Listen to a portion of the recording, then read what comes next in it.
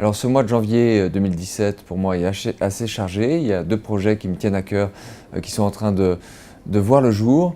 L'ouverture d'une école d'écriture, Les Mots, dans le 5e arrondissement, rue Dante. C'est vraiment une adresse prédestinée.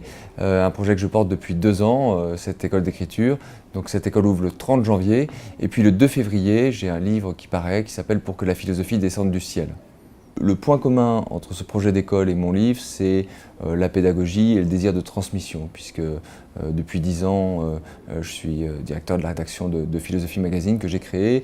Et c'est vrai que, en tant qu'amoureux des mots, des livres, de la littérature, de la philosophie, ça m'intéresse de trouver des formats de partage, de transmission. Et le Philosophie Magazine, c'en est évidemment un. Le magazine, c'est un bon format.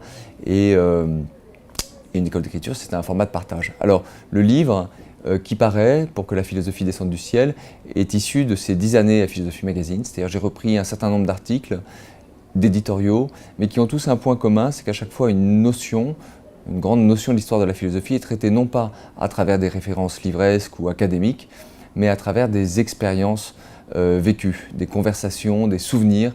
C'est donc une manière d'aborder les idées philosophiques en les nourrissant du vécu. Et je donne un exemple pour faire comprendre comment ça fonctionne. Par exemple, la notion de deuil, parmi les 40 notions, il y a celle de deuil.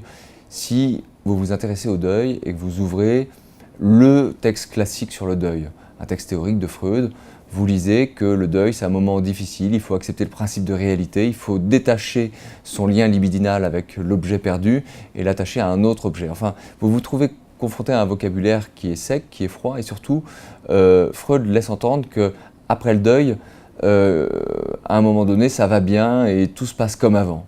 Or, ça, le deuil, c'est quelque chose que je connais, que j'ai éprouvé, et il me semble qu'un deuil profond, c'est quelque chose qui colore profondément votre rapport au monde, et que d'autre part, même si l'être aimé qui a disparu n'est plus là, on continue à avoir une sorte de rapport avec lui. On vit dans la compagnie de ses morts, les morts qui nous sont chers par moments. On les aime, mais par moments aussi, on leur en veut, on les engueule mentalement, on vit avec eux en fait. C'est juste un exemple, mais qui montre bien que quand on s'intéresse à des notions générales, comme le deuil, seulement à travers les textes, on est parfois égaré ou surpris par des formules qui nous semblent froides, distanciées par rapport au vécu, et que quand on s'interroge sur ces expériences, tout d'un coup, les notions s'animent.